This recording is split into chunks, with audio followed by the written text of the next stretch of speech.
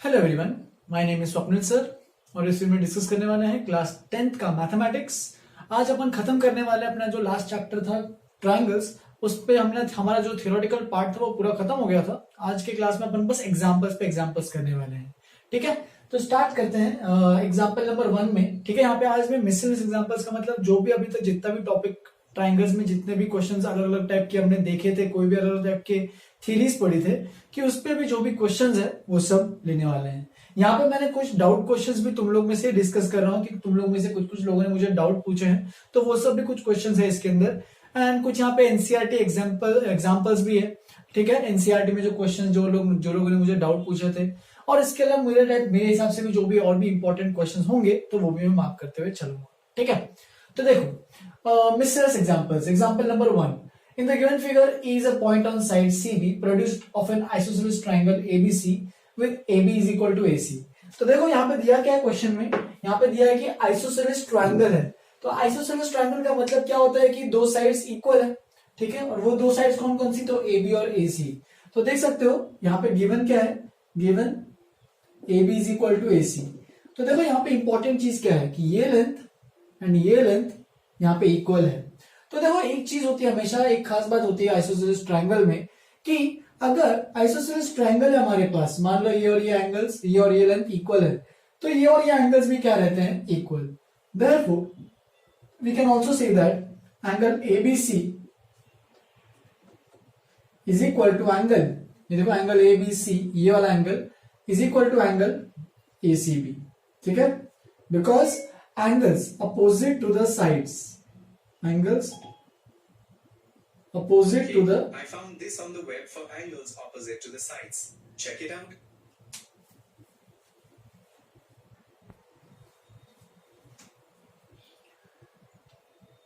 क्यों इक्वल है, क्योंकि because these are the angles opposite to the equal sides of an isosceles triangle। ठीक है, तो अगर आइसोसेलेस ट्रायंगल है, ये तुमने प्रॉपर्टी पहले भी पढ़ी होगी, जिन्होंने नहीं पढ़ी है उनको याद रखना पड़ेगा। ये प्रॉपर्टी बहुत इंपॉर्टेंट प्रॉपर्टी है कि अगर आइसोसेलेस ट्रायंगल है हमारे पास, दो साइड्स इक्वल होंगे, बाय डिफॉल्ट आइसोसेलेस का मतलब दो साइड्स इक्वल, तो उसके दो करस्पॉन्डिंग एंगल भी क्या रहेंगे, इक्वल। ठीक है, तो ये हो गया पहला कंडीशन कि ये और ये एंगल क्या रहेंगे, सेम। लेकिन उसने प्रूव क्या करने बोला, देखो if AD is perpendicular to BC, तो ये भी गिवन में है, यहां पे लिख सकते हैं AD is perpendicular to BC and EF is perpendicular to AC। तो ये तो दिया हुआ है, गिवन में कंडीशंस है, ये तो मैंने खुद से निकाला एक्स्ट्रा कंडीशन। ठीक है, ये वाली कंडीशन को मैं तो बॉक्स करके रख देता हूं साइड में। ठीक है, अब देखो मुझे कंसीडर क्या, मुझे प्रूव क्या करना है, to prove triangle ABC ABD is similar to triangle ECF। तो ये दोनों ट्रायंगल्स को सिमिलर प्रूव करना है। तो चलो स्टार्ट करते हैं। In triangle ABD and triangle ECF, तो हम लोग दो चीजों को सिमिलरिटी प्रूव करने के अलग अलग क्राइटेरिया हमने देखे ही थे, तो देखते चलो। तो यहाँ पे ये देखो ABD ट्रायंगल पर एनालाइज करो, ये देखो ये राइट एंगल ट्रायंगल दिख रहा है, यहाँ पे ये 90, तो ये भी 90 रहेगा। तो ABD एक राइट एंगल ट्रायंगल है जहाँ पे D एंगल पे 90 डिग्री है, और दूसरा कौन सा, ECF, तो ECF भी एक राइट एंगल ट्रायंगल है जहाँ पे F पे 90 डिग्री है। तो इसमें हम लोग सबसे पहली कंडीशन बोल सकते हैं, देखो हमारा ये जो है angle ABD, in fact angle ABC बोलो या एंगल ABD बोलो सेम ही चीज है। ये एंगल किसके बराबर है, तो एंगल FCE या फिर ECF के बराबर है। देखो ECF, ये नोटिस कर लो पहले, ये तो एंगल C जो है उसको ECF बोलो, BDA बोलो, ACB बोलो, BCA बोलो। ठीक है, तो जो भी चीज है तो वही तो सेम ही तो चीज है ना। तो यहाँ पे एंगल ABD और एंगल ECF इक्वल रहेंगे। सेकेंड कंडीशन, एक और चीज क्या देख सकते हैं हम लोग, एक और चीज ये देख सकते हैं कि देखो दोनों ट्रायंगल जो है ABD और ECF और राइट एंगल है, लेकिन राइट एंगल कहां पे है, देखो तो यहाँ पे ट्रायंगल ABD में कौन सा एंगल राइट एंगल है, तो एंगल ADB। देखो एंगल ADB, ये राइट एंगल ट्रायंगल, ये राइट एंगल है, एंड इस EFC में कौन सा है, देखो एंगल EFC। तो ये दोनों एंगल्स जो है वो 90 डिग्री के हैं। तो देख सकते हो दो एंगल्स इक्वल है, तो देयरफॉर हम लोग बोल सकते हैं triangle ABD is similar to triangle. अच्छे से नोटेशन स्टेप बाय स्टेप करो, एक एक। देखो यहाँ पे B है, तो B के करस्पॉन्डिंग कौन सा आना चाहिए, C, तो बीच में C आएगा यहाँ पे। ठीक है, यहाँ पे डी है तो डी के करस्पॉन्डिंग कौन सा आना चाहिए, एफ, तो डी के करस्पॉन्डिंग यहाँ पे एफ, तो बचा कौन सा, सी और एफ हो गए, तो बचा स्टार्टिंग में ए के करस्पॉन्डिंग आएगा सी। और कौन सी क्राइटेरियन से, तो एंगल सिमिलैरिटी क्राइटेरियन से। तो देख सकते हो ज्यादा डिफिकल्ट क्वेश्चन नहीं था, सीधा अगर तुम अगर डायग्राम अच्छे समझ पाओगे, एंगल्स देख पाओगे या फिर साइड्स देख पाओगे, जो भी तुम लोग देखोगे अपने आप तुम्हें निकल जाएगा। ठीक है, तो ये बस फर्स्ट स्टेप तुम लोगों को समझ में आना चाहिए। जिनको ये फर्स्ट स्टेप नहीं समझा वो आगे आज जाने में भी बहुत डिफिकल्टी होगी। आइसोसेलेस ट्राइंगल के दो एंगल्स क्या रहते हैं, इक्वल, और वो दो एंगल्स कौन से, opposite to the equal sides. ठीक है, चल नेक्स्ट क्वेश्चन, एग्जांपल नंबर 2। तो देखो एक टाइप का वर्ड प्रॉब्लम है। A vertical pole of length 6 metre cast a shadow 4 metre long on the ground and at the same time a tower cast a shadow. ठीक है, तो एक tower है हमारे पास, चलो एक ऐसा कुछ मान लेते हैं डायग्राम, ये एक टावर है। ठीक है, जो भी ऐसा कुछ रैंडम मैंने टावर बना दिया है, तो ये एक टावर है एंड एक वर्टिकल पोल है, ऐसा कुछ बना दो। ठीक है, तो क्या हो रहा है, यहाँ पे कहीं तो सन है सपोज, ठीक है, यहाँ पे कहीं तो सन है, तो जो भी रेज आ रहे हैं वो ऐसे ऐसे करके आ रहे हैं, मान लो दूर रहता है, इसलिए हम लोग यूजुअली रेज को क्या मानते हैं, पैरेलली आ रहा है मानते हैं। ठीक है, तो अगर पैरेलली आ रहे हैं इसका मतलब यहाँ पे भी ऐसे ही रेज आएगा, और अगर यहाँ पे भी देखोगे तो सन रेज उसी डायरेक्शन में जाएगा। तो देखो यहां से जब वो शैडो बनाएगा जमीन पे, तो ये अपना जमीन है, देखो ये हॉरिजॉन्टल ग्राउंड है, ये हम लोग को मानना चाहिए और ऑटोमेटिकली कि हॉरिजॉन्टल ग्राउंड है। ठीक है, तो यहां से जब मैंने इस पे यहाँ पे ये बनाया, तो ये हो गया इसका शैडो, ये वर्टिकल पोल है। ठीक है, ये वाला जो है वर्टिकल पोल है, वीपी लिख रहा हूं शॉर्ट फॉर्म में, और ये वाला जो है वो टावर है। ठीक है, यहां पे लिख देते चलो, वर्टिकल पोल और ये टावर। तो देखो यहां पे अब उसने क्या दिया है, वर्टिकल पोल ऑफ लेंथ, तो ये वर्टिकल पोल है, लेंथ कितना है उसका 6 मीटर, मतलब हाइट ही बोलो उसको, कास्ट शैडो 4 मीटर लॉन्ग। तो ये जो शैडो है वो कितनी लंबी है, जैसे कि यहाँ पे भी एक शैडो आएगी उसके नीचे, तो वो 4 मीटर लंबी है। While and at the same time, तो सेम टाइम पे ही बात कर रहे हैं, तो ऐसा कुछ नहीं कि इंक्लिनेशन चेंज हो गया है। सेम टाइम का मतलब क्या है कि वो जो इंक्लिनेशन है सन का वो एग्जैक्टली दोनों के लिए सेम है। ठीक है, हम लोग यूजुअली दोनों के लिए सेम मानते क्यों है, क्योंकि यहाँ पे जो सन है वो बहुत दूरी पे है अर्थ से, तो हम लोग यूजुअली हमेशा कंसिडर करते हैं जो कि माइन्यूट सा गलतियां हो सकती है जिसमें। ठीक है, एक्चुअल में सब सन रेज पैरेलल नहीं हो पाते। ठीक है, कुछ कुछ अलग अलग भी होते हैं, एंटी पैरेलल भी होते हैं। ठीक है, लेकिन सन बहुत दूर है तो हम लोग अज्यूम कर लेते हैं कि rays are coming parallel to the surface, मतलब जो भी है सब रेज आपस में एक दूसरे के पैरेलल ही आएंगे, और जब आएगा तो इसका भी शैडो गिरेगा यहाँ पे। ठीक है, तो यहाँ पे मैं डॉटेड बना देता हूँ वापिस इसके लिए भी।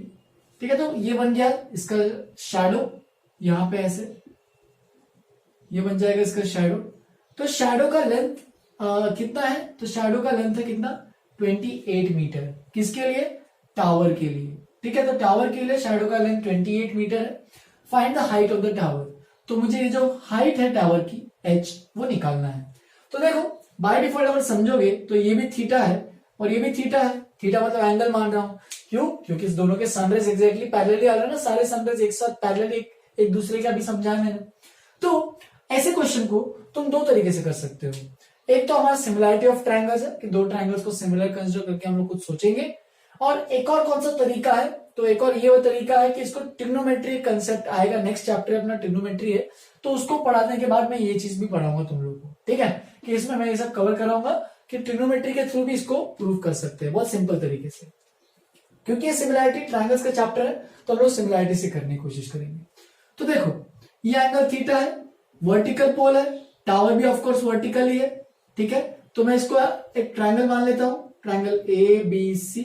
ठीक है, और यहां पे बोल देता हूं ट्रायंगल, ये पॉइंट है P, ये पॉइंट है Q और ये पॉइंट है R। ठीक है, तो दो ट्रायंगल्स है, in triangle ABC and triangle PQR। तो ये दो ट्रायंगल्स है जिसमें तुम्हें ढूंढना है, अभी देखो ABC एंड PQR में। तो एक तो क्लियर है कि angle B is equal to angle Q, ये तो क्लियर हो गया क्योंकि दोनों एंगल्स 90 डिग्री है। एंड एक और कौन सा कंडीशन कि angle C is equal to angle R। ठीक है, क्योंकि दोनों इक्वल टू कितने हैं, थीटा है। ये दोनों एंगल्स क्यों है इक्वल, क्योंकि ये दोनों लाइंस पैरेलल है, sun rays are parallel to each other. ठीक है, तो ये एंगल अगर थीटा है तो ये भी एंगल थीटा ही होगा। तो देख सकते हो दो एंगल इक्वल है, therefore triangle ABC is similar to triangle. अब सही से मैच करो, बी का क्यू है, सी का आर है, तो ए का पी रहेगा, ये बाकी क्यू आर। तो triangle ABC similar to triangle P Q R because angle similarity criteria. ठीक है, और एक बार ये हो गया तो इसके बाद तुम लोग कर सकते हो कि दो ट्रायंगल सिमिलर है तो हम लोग बेसिक प्रोपोर्शनैलिटी थ्योरम से हम लोग बोल सकते हैं कि ए बी, यहाँ पे A B upon P Q is equal to B C upon Q R. सही से एकदम अच्छे से अरेंज करते हुए लिखना, is equal to A C upon P R. तो देखो मुझे क्या क्या पता है इस केस में, मुझे ए बी पता है तो यहाँ पे लिख देता हूं मैं 6 मीटर। ठीक है, ए बी पता है, देख सकते हो ए बी।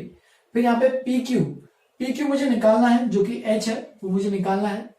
बीसी पता है, देखो बीसी का लेंथ, सीबी बोलो बीसी बोलो सेम ही है 4। एंड क्यू आर, तो क्यू आर का लेंथ कितना है 28 है। तो मुझे ये कंसिडर करने की जरूरत ही नहीं, मुझे इतना सा ही लेके अपने आप देख सकते हो कि आंसर आ रहा है। ठीक है, तो ये बन जाएगा, देखो क्रॉस मल्टीप्लाई करते हैं, 6 into 28 is equal to 4 into H.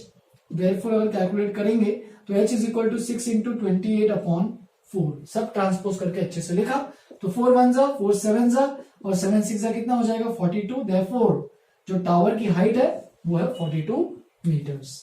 तो ऐसे टाइप के क्वेश्चन भी वो पूछ सकता है जो कि तुम्हें अच्छे से आना चाहिए। ठीक है, लिख लो, और भी थोड़े बहुत क्वेश्चंस करने वाले हैं आज, तो इनको पहले लिखो, आगे बढ़ते हैं। चलो फिर आगे बढ़ते हैं। इस चैप्टर के साथ लास्ट के 2 एग्जांपल्स जो कि इंपॉर्टेंट एग्जांपल्स है, ठीक है, वो सब भी तुम्हें करना आना चाहिए। तो देखो फटाफट example number 3। In the given figure, triangle PQR is a right angle triangle in which angle Q is equal to 90 degree. If QS is equal to SR, show that PR square equal to 4PS square minus 3Q square, PQ square. तो इस triangle में देखो, यहाँ पे एक right angle triangle दिया है, देखो PQR राइट एंगल ट्रायंगल है, in which angle Q 90 degree question में दिया, डायग्राम में भी दिख रहा होगा। QS इक्वल टू SR, ये दोनों की लेंथ इक्वल है, QS और SR।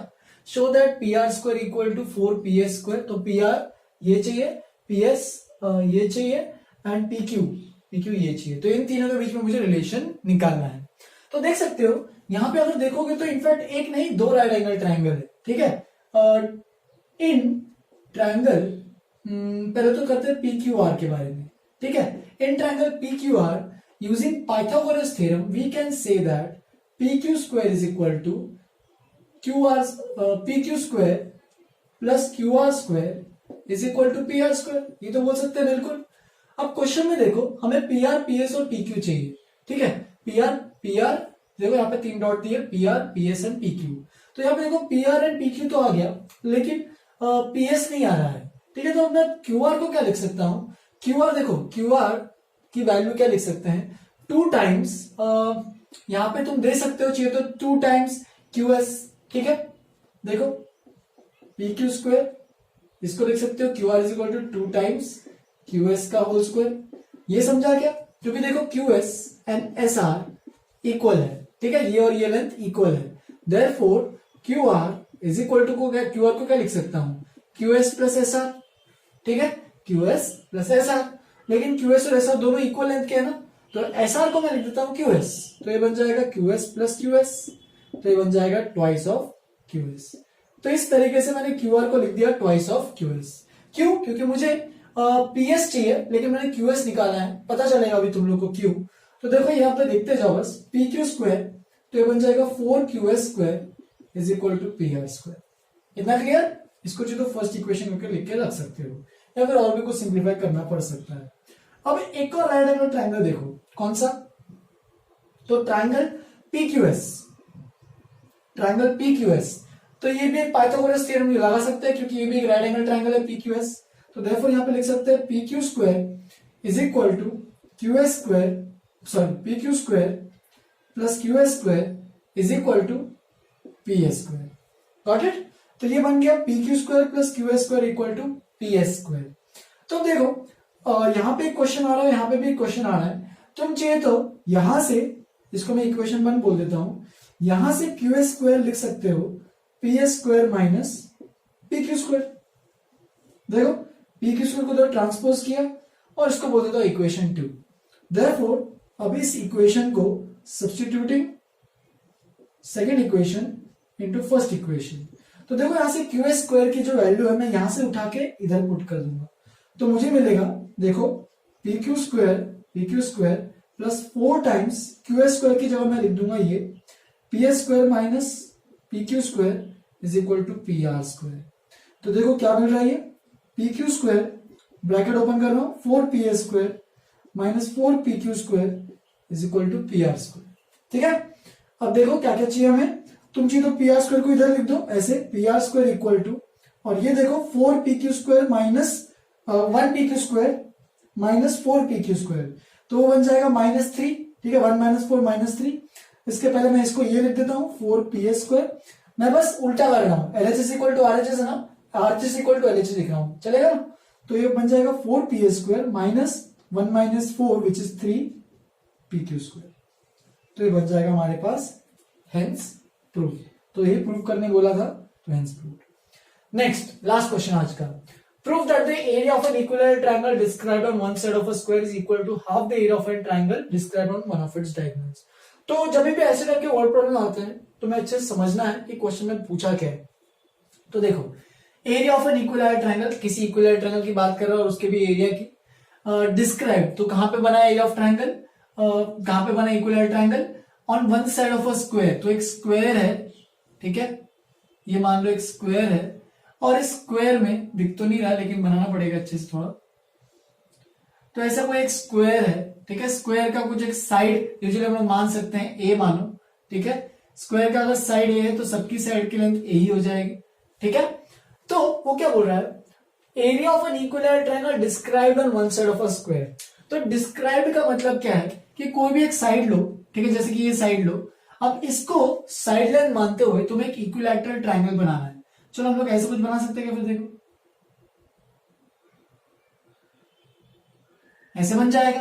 तो यहां पे चाहिए तो मार्क कर देते, चलो ये ए बी सी डी है, ठीक है, तो ये ई बोल दो। तो सी डी ई जो है वो इक्विलैटरल ट्रायंगल है, यहाँ पे ये जो लेंथ है वो ए है, और इक्विलैटरल ट्रायंगल है तो इसका भी लेंथ है, इसका भी लेंथ है, और इक्विलैटरल ट्रायंगल है तो इस सब एंगल इक्वल रहेंगे, equal to what 60 degree, right. फिर इज इक्वल टू किसके बराबर है, इसका जो एरिया ऑफ ट्रायंगल जो रहेगा वो इक्वल टू किसके, half of the area of equilateral triangle. तो एक और इक्विलैटरल ट्रायंगल उसका आधा रहेगा, लेकिन वो इक्विलैटरल ट्रायंगल कहां बन रहा है, on one of its diagonals. One of its diagonal मतलब स्क्वायर का एकमात्र डायगोनल चुनते हैं। चलो तो जैसे कि चलो ये वाला देखते हैं, तो ये वाला मैंने डायगोनल लिया ऐसे बीडी डायगोनल, ठीक है, तो ये बीडी डायगोनल है। अब बीडी डायगोनल का जो भी लेंथ होगा, देखो ऑब्वियस सी बात है कि स्क्वायर का जो साइड रहेगा डायगोनल तो उससे ज्यादा ही आएगा ना, हमेशा ये रहता है कि diagonal of a square is greater than the side, ये तो पता ही होगा तुम लोगों को। तो ये थोड़ा सा बड़ा लेंथ हो गया। अब इस लेंथ पे अगर तुम इक्विलैटरल ट्रायंगल बनाते हो तो देखो ऐसे कुछ दिखेगा, मान लेते हैं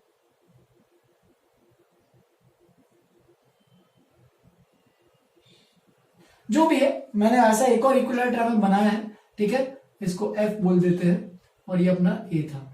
तो देखो अब सबसे पहले हम लोग क्या निकालेंगे कि अच्छा ये साइड का लेंथ कितना है, मतलब वो जो साइड दिया है बीडी वो कैसे निकालोगे। तो हमें पता है कि एक स्क्वायर है, ठीक है, तो एक स्क्वायर है, तो इन ट्रायंगल स्टार्ट करते हैं। इन ट्रायंगल यहाँ पे पहले प्रूफ क्या करना है वो देखते हैं, ठीक है, टू प्रूव। तो प्रूफ क्या करना है, देखो यहाँ पे area of equilateral triangle described on one side, मतलब कौन सा इक्विलैटरल, ये वाला।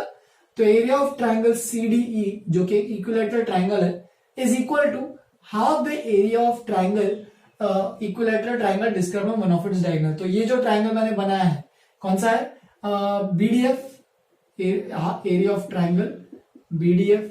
तो ये हमें प्रूव करना है। तो ये प्रूव करने के लिए तुम चाहिए तो area of similarity of triangle जो हमने यूज किया था उसका यूज कर सकते हो, लेकिन उसका यूज कैसे करेंगे तो वो भी देखते। तो ये हमें प्रूव करना है, area of triangle CD is half of area of triangle BDF. तो कैसे प्रूव किया जाएगा इसको, तो देखो दो साइड्स है ए और ए, तो यहाँ पे अगर तुम्हें डायगोनल का लेंथ निकालना है बीडी, तो देख सकते हो इन ट्रायंगल एक छोटा वाला ट्रायंगल लेते हैं, कौन सा, बीसीडी। तो बीसीडी को देख सकते हो राइट एंगल ट्रायंगल है, और राइट एंगल ट्रायंगल का पाइथागोरस थ्योरम तो काम आएगा ही। तो हम लोग देख सकते हैं BC square plus CD square equal to BD square, right. ये दो साइड्स का square, sum of the squares of the sides is equal to the hypotenuse का स्क्वायर। तो देखो बीसी स्क्वायर कितना है, बीसी तो ए है, ए स्क्वायर, सीडी भी ए है, और बीडी निकालना है। तो ये बन जाएगा 2a² इक्वल टू BD² और BD इज इक्वल टू बन जाएगा हमारे पास square root of 2a²। Therefore BD का लेंथ कितना आएगा a√2, right. BD is equal to a√2। तो अगर BD a√2 है तो हम लोग यहां पे लिख सकते हैं ये भी a√2, ये भी a√2 और ये भी a√2। क्यों? क्योंकि इक्विलैटरल ट्राइंगल है। नाउ हम लोग दो जो ट्राइंगल्स है ये ट्राइंगल की बात करते हैं, area of triangle CD and area of triangle BDF। तो ये दो ट्राइंगल्स है, इसमें देख सकते हो दोनों इक्विलैटरल ट्राइंगल्स है। तो देयरफॉर एंगल, तुम्हें एंगल बोलना तो सीधा मैं लिख देता हूं, ठीक है। मैं यहाँ पे लिख सकता हूँ चीजों तो एक एक करके। Triangle ACD is equal to triangle BDF because similarity, angle similarity, angle similarity as both are equilateral triangles. क्योंकि दो इक्विलैटरल ट्राइंगल है तो तीनों ही एंगल्स क्या रहेंगे, दोनों ट्राइंगल्स के तीनों एंगल 60 डिग्री के रहेंगे। तो हम लोग बोल सकते हैं कि अगर दोनों ही ट्राइंगल इक्विलैटरल ट्राइंगल है, ठीक है, तो हम लोग बोल सकते हैं तीनों एंगल्स इक्वल है या फिर दो एंगल्स इक्वल है। तो इसका मतलब एंगल सिमिलैरिटी से हम लोग दोनों ट्राइंगल्स को इक्वल बोल सकते हैं। तो बस फिर इसके बाद एक और हम लोग similarity, area of similarity of triangles का प्रूफ स्टार्ट करते हैं। तो area of triangle CDE is equal to area of triangle BDF is equal to, तो ये इसका रेशियो क्या कहता है, रेशियो ये होता है कि कोई भी एक लेंथ ले लो, चलो CD ले लो, ये तो CD का हो गया CD, और यहां पे BD ले लो, इसका होल स्क्वायर, राइट। ये तो तुम लोगों सबने किया ही होगा, याद होगा। तो area of similarity of triangles, बस अब काम खत्म। तो CD कितना है, देखो CD का लेंथ है A और BD कितना है, तो वो है a√2 का होल स्क्वायर। तो देखो यहाँ पे A और A कैंसिल हो रहा है, तो ये बच क्या रहा है 1/√2 का whole square which is 1/2, square और square root cancel. Therefore area of triangle CDE is equal to half of area of triangle BDF। तो देख सकते हैं इस तरीके से हमारे पास क्या हो जाएगा कि ये जो ट्राइंगल का एरिया है ये इस वाले ट्राइंगल के हाफ है, हेंस प्रूव्ड। तो इस तरीके से ये सब क्वेश्चंस को तुम्हें अटेम्प्ट करना आना चाहिए। देखो ट्राइंगल चैप्टर मैं ज्यादा इजी भी नहीं मानता हूं और ज्यादा डिफिकल्ट भी नहीं मानता हूं। तुम्हें बस प्रॉपर गाइडेंस चाहिए इसमें अच्छे से कि तुम्हें कब कौन सा ट्राइंगल कंसिडर करना है। तुम्हें प्रॉपर आइडिया आना चाहिए कि अच्छा ये ट्राइंगल है, ठीक है, तो इस ट्राइंगल में दो सिमिलर ट्राइंगल्स कैसे प्रूव हो सकते हैं, क्या नहीं होना है, क्या पाइथागोरस थ्योरम लगना है क्या। तो सब कंसेप्ट से तुम्हें वाकिफ होना चाहिए और तभी तुम्हें वो सब चीजें करेक्ट टाइम पे करेक्ट जगह पे अप्लाई करना आना चाहिए। तो प्रैक्टिस करोगे ट्राइंगल चैप्टर के तो सारे क्वेश्चन बना लोगे ऑनेस्टली बोलूं तो। लेकिन अगर कुछ थियोरेटिकल में अभी भी तुम्हारे कुछ गैप्स रह जाते हैं तो तुम्हारा कुछ ना कुछ तो टॉपिक छूटते रहेगा, ठीक है। चलो फिर इसी से अपना ये चैप्टर पूरा खत्म होता है, ठीक है, और ट्राइंगल्स अपना पूरा चैप्टर खत्म हुआ। नेक्स्ट चैप्टर अपन स्टार्ट करने वाले हैं जो कि इंट्रोडक्शन टू ट्रिग्नोमेट्री, जो कि बहुत ही इंपॉर्टेंट चैप्टर है।